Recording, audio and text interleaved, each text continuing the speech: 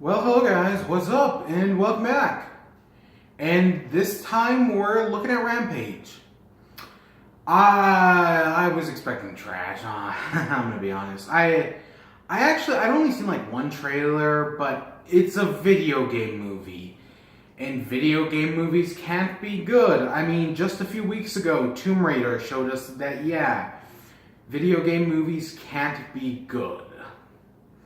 And the especially interesting thing is, this didn't have much to work with. I mean, I've seen the original Rampage. There's nothing really there. It's just monsters destroying a city. I mean, they get the names right, kind of. And yeah, other than that, no, there's nothing much to work with. So that gives them the flexibility to do whatever they want, which normally would be a good thing. But if the Super Mario Brothers movie taught us anything, that's not always that's not always a good thing. God, it's funny. Video game movies, they could be given nothing, right? There's nothing to work. There's just a basic premise of giant monsters.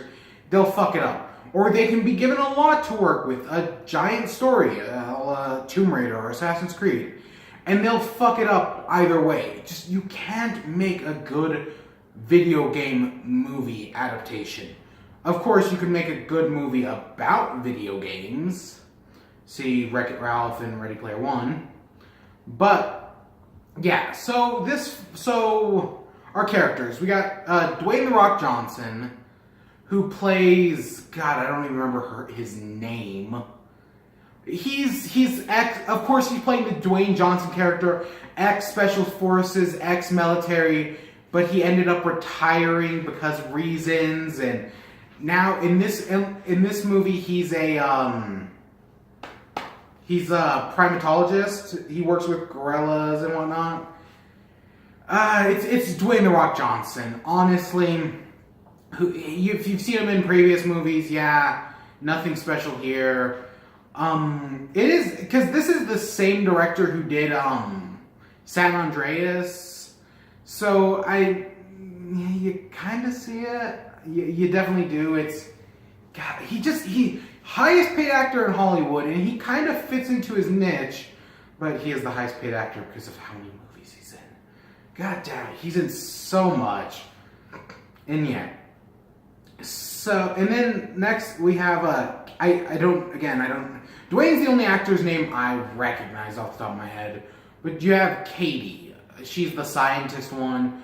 She's one of the few I liked. I feel like she was the one who was willing to take jabs at the movie, willing to make fun of it, because it's a movie about giant monsters, a giant gorilla and a giant wolf fighting, which they don't even really fight until the very end.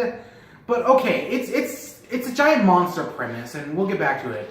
But it's fucking stupid. Let's be honest here. It's most giant monster movies are kind of stupid, but the good ones kind of know it and are able to take advantage of it and do some cool stuff. I know not everyone likes Godzilla 2014. Was that it? Whatever the most recent Godzilla is, not Shin Godzilla. You know what I mean. I know not everyone likes that movie, but I mean, in some ways, especially when you get to the end, it did get it right. There is some awesome monster battles in there.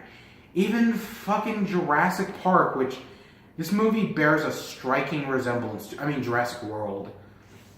It even got it in the last third, even though I kind of hate Jurassic World in a lot of ways. Well, I think hate's too strong of a word. Other characters, there's a cowboy who I couldn't, he's generic, but I couldn't bring myself to hate him. There's a military chief though that he like a colonel or something that's leading the military strike on the monsters. And yeah, no, I could bring myself to hate him. He is every generic military commander ever. The only thing he doesn't do is spoilers, he doesn't drop the bomb in the end. For once, he listens to reason, which you don't really see that much in military commanders. Because even though military is all about orders, in movies they aren't. It's really weird like that. And then the villains are Ivanka and her husband. They're whatever. The girl, she's generic. I feel like she does a fine job. And then the guy, he's just a bumbling idiot. But yeah. So overall, I don't know. I like the girl and the cowboy, and I don't hate The Rock. I get it. I get why people like him, but he's The actual movie itself. So it starts off giving us this whole information, starts off with a plot information dump about, ciphering, which is basically genetic rewriting and how it's illegal. Honestly, I don't think they needed it, because they do the blood rating thing where it's like, oh, have you heard of the Maserati? And it's like, of course, who hasn't heard of them? Later in the movie, so I was like, And it starts off in a space. I was expecting aliens. I'd only seen one of the trailers that I barely remember. So I was expecting aliens to cause it, but it's genetic research, and a ship blows up in the atmosphere, and their genetic experiments resurface, and it gets the gorilla, which is Dwayne "The Rock" Johnson's friend, right? He rescued it. They get a whole sad backstory, and it gets a wolf gets it at one point, and there's another one which we'll get to. But yeah, okay, so it's fine. It's a setup. I mean, this happens within the first 10 minutes, so I will give it credit for moving fast enough anyways. This movie's about 2 hours, and I feel it didn't feel 2 hours long, so I will give it credit for that. It does feel shorter than that, and I do feel its pace is good. But, so the name of the experiment is Project Rampage.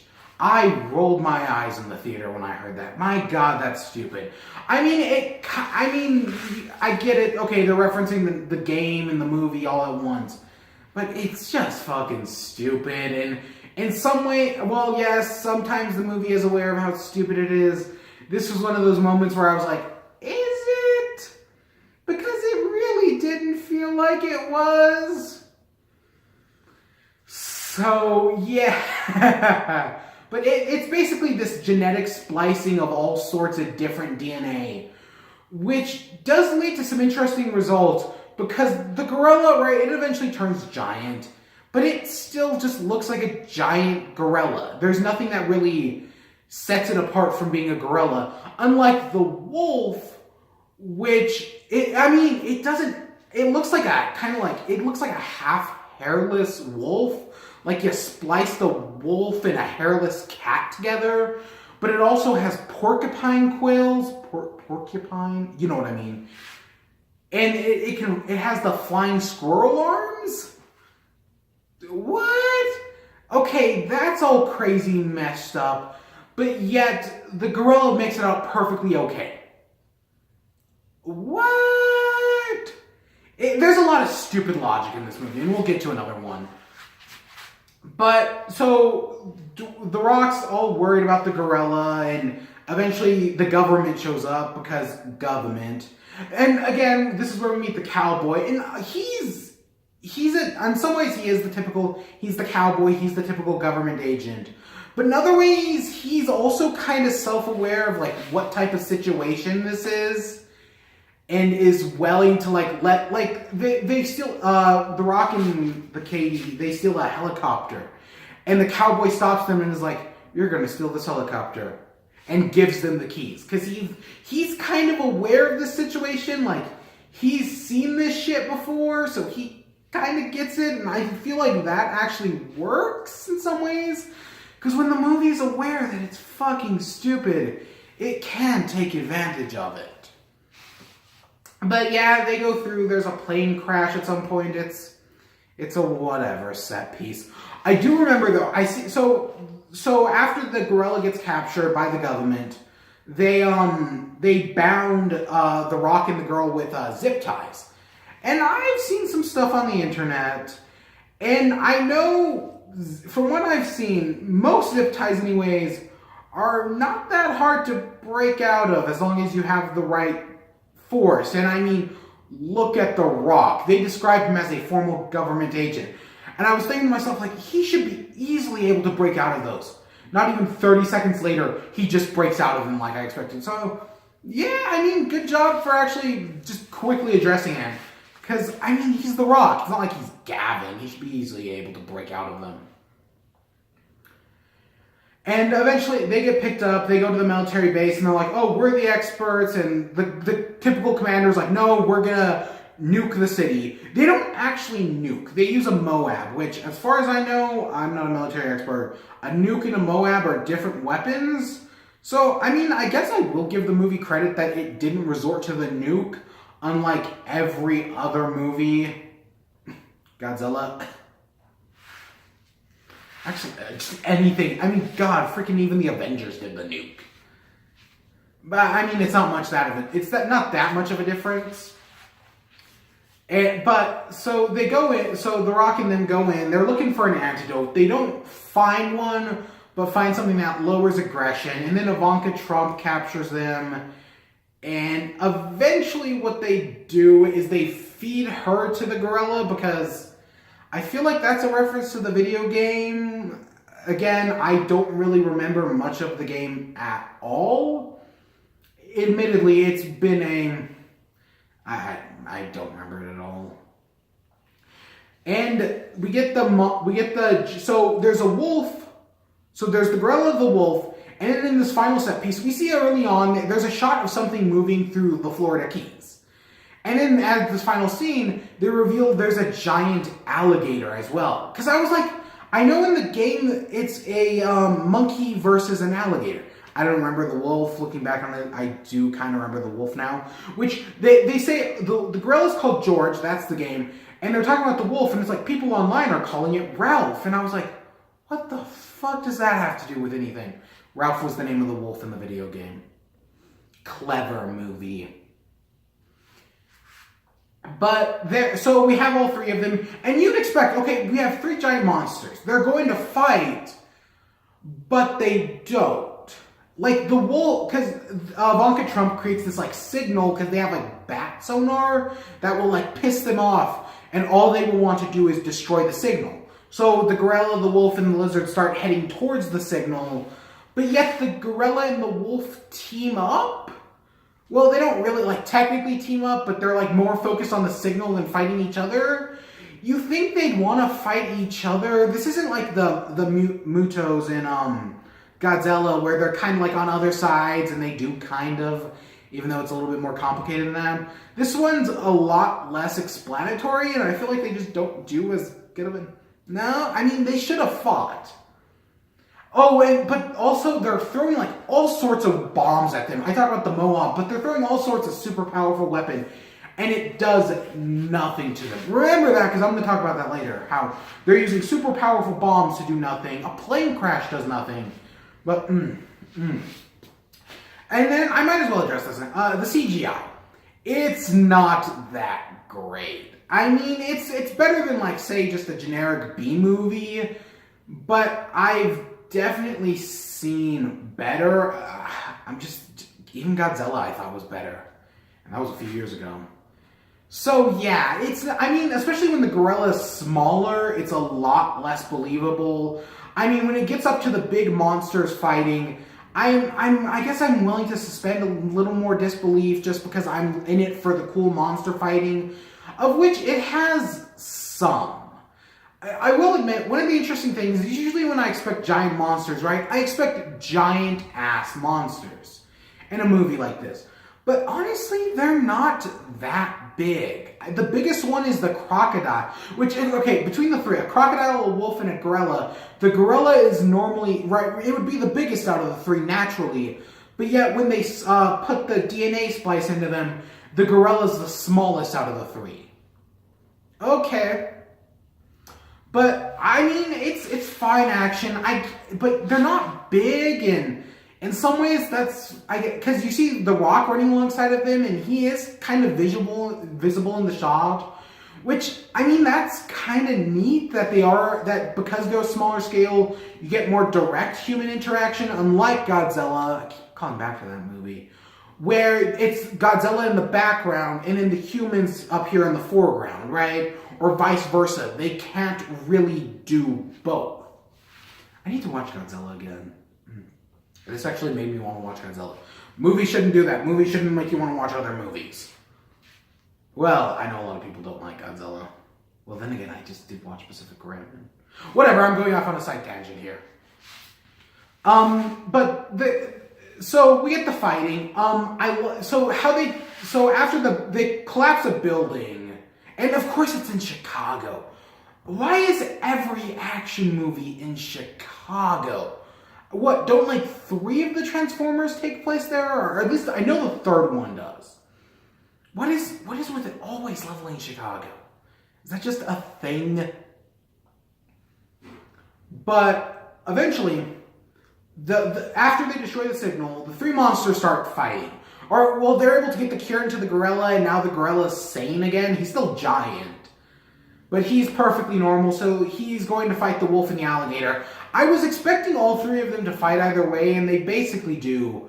Because the crocodile, or alligator, it's an alligator, it's an American murder log, goes in, because it bites off the wolf's head and eats it. After it does like a flying squirrel scene twice, which, God, that's... I think it's in the trailers, but it's still fucking stupid. So, but the death of the wolf makes sense, right? The crocodile eating its head. Okay, the bombs can't blow it up, but I get the 2 monsters killing each other. That made sense in my mind. So then, when it comes to taking down the crocodile, or the goddamn alligator, what I was expecting the gorilla to do is, remember in, again, Godzilla, where he opens the Muto's mouth and then, like, breathes fire into it? I was expecting the alligator to try to eat the rock, but then the gorilla was going to stop him and, like, rip his head off like that, or rip his head off, like, facing up or something. That's not what happens. Instead, the alligator pushes back the gorilla, and he gets impaled on building debris, I guess. And he eventually gets off the building debris and takes the thing that impaled him and stabs it through the crocodile, or the alligator's eyes, presumably through its brain or through its back, and that kills it. What the fuck, movie? Bombs couldn't kill it, all these powerful weapons couldn't kill it, but a stupid fucking stick, or well, it's metal, but still, couldn't kill it. That's what killed it. Really. I mean, them killing each other makes perfect sense, but a stupid fucking stick, I don't care if the gorilla's swinging around, that's so fucking stupid. I would have much rather had them tear each other apart, because that would have made more sense. It really would have. And, yeah, that's the end of the action scene. It goes on for the last 15 minutes of the movie. It's fine. It's a fine action scene, but it's the only action scene in the movie. I get why people would say there's not enough action in this movie. I complain about people saying there wasn't enough action in Black Panther. I thought it was fine there, and it didn't need too much. But this is a giant, stupid motherfucking monster movie. You need some good action. And I get there's such a thing as too much. But having the wolf and gorilla fight somewhere in the middle would have been nice. Right? And there's a few scenes I left out. Like there's one where the wolf fights a bunch of military soldiers and easily kicks their asses. Takes down a helicopter. Sure, that's a fine scene. But there should have been one more somewhere there in the middle. Because that was, again, Godzilla's big mistake. Godzilla shows up at the airport in Hawaii, and then it cuts away to the people in San Francisco. We don't actually get to see what happened in Hawaii. That was one of its mistakes, and I do agree on that. But, I mean, I get it. You don't want too much monster action because it's boring, but you don't want so little as you felt like nothing happened. So you gotta try to strike that balance, and I feel like this movie got close, but no cigar. And then at the end, now, going into this, I was expecting all 3 of them to die. I'm like, that's the only way you can walk away from this movie, even remotely sanely, is by having all 3 of the monsters die.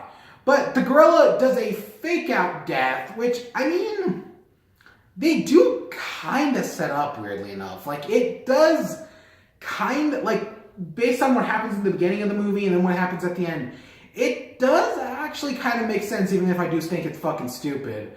But yeah, the gorilla's fine. It lives a spear through its chest again. I get that they're stabbing through the crocodile's brain, but still... Alligator. Yeah. It's okay. It's okay. I've seen worse movies. I've seen worse video game movies. It's just okay. It couldn't have been better. Maybe. I still am hesitant though because it is a video game movies and you can't make a good video game movie because I don't know, something's just lost. You can't, I mean, you can adapt to books. There have been tons of great book adaptations. There's even a few that are better than the book they're based on. But you just cannot adapt a video game. Hollywood just doesn't get it. And that's part of the medium, because video games are interactive. They're meant to be played, and when you take that away, it takes something away from the movie. Of course, this has a lot less to work with, so it suffers a lot less than, say, Tomb Raider or Assassin's Creed, but it still suffers. And yeah, it's okay. There could be, I mean, you could go see worse things right now in theaters. But yeah, I hope you all enjoyed. Stay tuned for more. Until next time, peace.